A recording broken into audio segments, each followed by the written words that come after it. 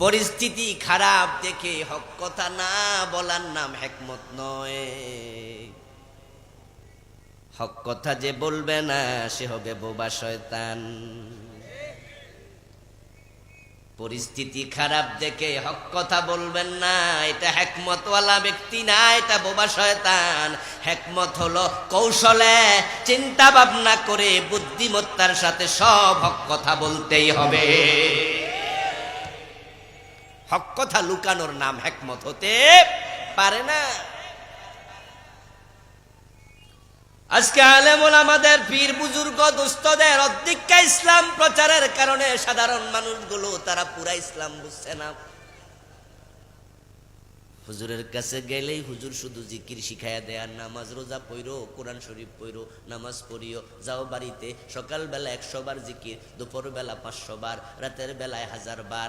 এই যে তাসবিহ দিয়া দিল, দাড়ি লম্বা হলো, মাথাও টুপি হলো, আগে নামাজ পড়তো না, এখন নামাজও পড়ে, জিকির আজকার করে। এখন লোকটা ভাবে আমার হুজুর ওয়াজ করেছে যে ব্যক্তি জিকির করতে করতে নিজের জিহ্বাকে ভিজাইয়া রাখবে, মরার পরে হাসতে হাসতে জান্নাতে ঢুকে যাবে। উনি মনে করলো জান্নাত তো পাইয়া গেছি, এই জন্য চোর ধরে হাত কাটো, আল্লাহর কোরআনের আলোকে দেশ চালাও। এটা শুনলে কয় আমার হুজুর তো এগুলো কয় না, এই হুজুর মনে বানায়া বানায়া কইতাছে।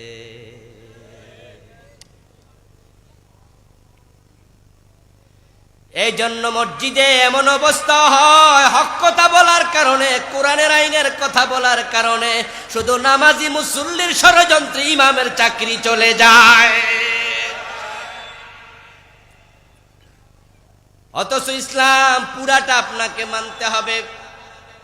ওই ওটের মতো যে ওটের নাকের ভিতরে রশি ঢুকাইয়া দিছে। মা কাইনা লিমুমিনিন ওয়ালা মুমিনাতিন ইযা কাদাল্লাহু ওয়া রাসূলুহু আমরান আন ইয়াকুনা লাহুমুল খিয়ারাতু মিন আমরিহিম। আল্লাহ তাআলা বলেন, মুমিন পুরুষ নারী সবাই শোনো, আমি আল্লাহ এবং আমার রাসূল যা বলেছি তুমি মানতে এতটাই বাধ্য। আমার কথা আমার রাসূলের কথার পরে মানবো কি মানবো না এই চিন্তা করার অধিকারও তোমার নাই। আমি একটা উদাহরণ দিলে আপনারা খুব ভালো বুঝবেন। রাসূলুল্লাহ সাল্লাল্লাহু আলাইহি ওয়াসাল্লাম হিজরতের পরে 16 অথবা 17 মাস তিনি নামাজ পড়লেন বাইতুল মাকদাসের দিকে ফিরে, মসজিদ আকসা, যেখানে যুদ্ধ চলছে, জানেন তো, চরম যুদ্ধ চলছে, মেসাকাত চলছে। মুসলমানের প্রথম কিবলা মসজিদ আকসা ইহুদিরা দখল করে নিয়েছে। মুসলমানরা এখানে নামাজ পড়তে পারে না, নামাজ পড়তে গেলে নামাজের মাঝেও তারা গুলি চালায়া মুসলিম হত্যা করে। মুসলমানের ফিলিস্তিন ইহুদিরা দখল করে নিয়েছে। মুসলমানদের সেখানে গ্যাসের লাইন তারা নিজের দেশ থেকে ইসরায়েল থেকে দিছে, পানির লাইন তারা ইসরায়েল থেকে দিছে, বিদ্যুতের লাইন ইসরায়েল থেকে দিছে। তারা মুসলমানের অংশে কিচ্ছু রাখে নাই। চেকপোস্ট দিয়া দিয়া মুসলমান যুবকদেরকে ছাতা নাতা দেখায়া হত্যা করছে, মা বোনদেরকে দর্শন করছে, বিষায়া তুলছে পুরা জীবন। এখন মুসলমানেরা হামাস যখন প্রতিরোধ গড়ে তুলল, ওই প্রতিরোধের মোকাবেলায় আমেরিকার সহযোগিতা ইসরায়েল বর্বর ধ্বংসযজ্ঞ নিধন চালাচ্ছে। ইতোমধ্যে 11,000-এর মতো ঘর বাড়ি ভেঙে ফেলেছে, হাজার হাজার মুসলমান মেরে ফেলেছে। তারা সেখানে দীর্ঘদিন পর্যন্ত সব সংযোগ বিচ্ছিন্ন করেছে। গাজা উপত্যকাকে তারা মৃত্যু পল্লী বানায়া ফেলেছে।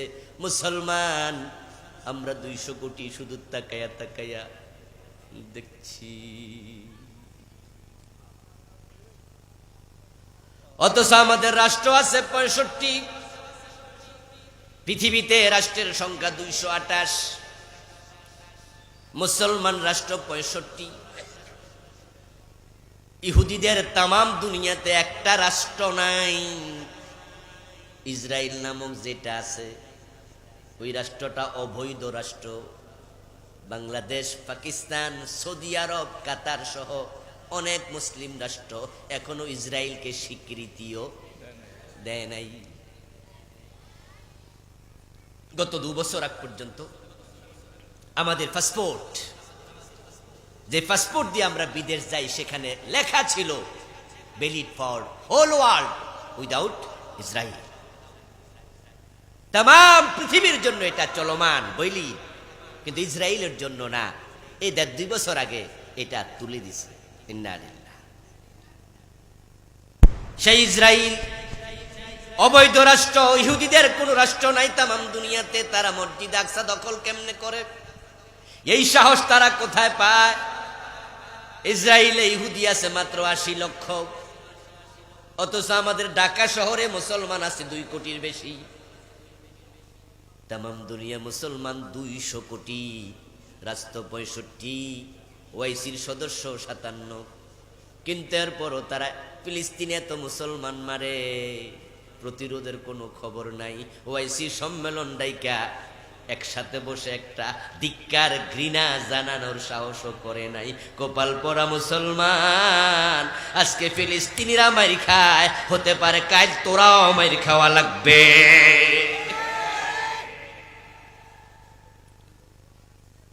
মসজিদ আকসা মুসলমানদের প্রথম কিবলা। রাসূলুল্লাহ সাল্লাল্লাহু আলাইহি ওয়াসাল্লাম 17 মাস বা 16 মাস নামাজ পড়লেন সেদিকে ফিরে, কিন্তু মনে মনে তামান্না লালন করতেন, এরাদা লালন করতেন, যদি আমার কিবলাটা মসজিদে হারাম হতো। মনের খবর সবচেয়ে বেশি জানে কে? আল্লাহ। রাসূলের অন্তরের দিকে তাকায়া দেখে আমার নবী তো কাবার দিকে ফিরে নামাজ পড়ার জন্য বড় পাগল পারা।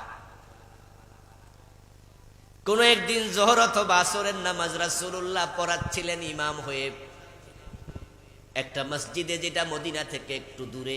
ওই মসজিদের নাম মসজিদু যিল কিবলাতাইন।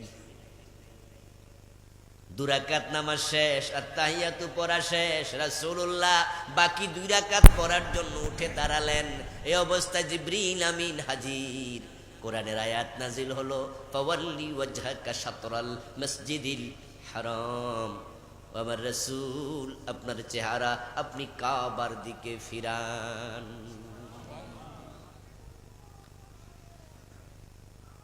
নামাজ হলো 4 ওয়াক্ত, রাসূলুল্লাহ পড়েছেন 2 রাকাত। নামাজ হলো 4 রাকাত, রাসূল পড়লেন 2 রাকাত, বাকি আছে কয় রাকাত?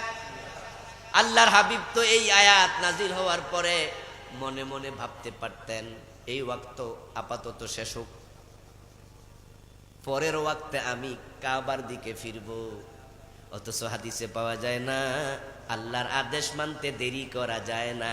রাসূল নামাজের মাঝে কাবার দিকে ফিরে গেছেন এবং রাসূলকে দেখে সাহাবারাও ফিরে গেছেন। রাসূল যাহা করবে আমরা তাহা করব, রাসূল যাহা ছাড়বে আমরা তাহা ছাড়ব। এটার নাম ইসলাম। রাসূলকে মানতে দেরি করা যায় না। সাহাবারা সাথে সাথে রাসূলকে দেখে ফিরে গেছে। আল্লাহর কথা মানতে দেরি করা যায় না। আমার রাসূল আয়াত নাজিল হওয়ার সাথে সাথে ফিরে গেছে। আর 52 বছরের বাংলাদেশে তুমি সুরের হাত কাটলা না, ডাকাত সুরে দিলা না, জেনা করলে পাথর মারলা না, মদ পান করলে 80 বেদ দিলা না, আল্লাহর আইনে দেশ চালাইলা না, 52 বছর চালাইলা না, তুমি জান্নাতের আশা করো কেমনে?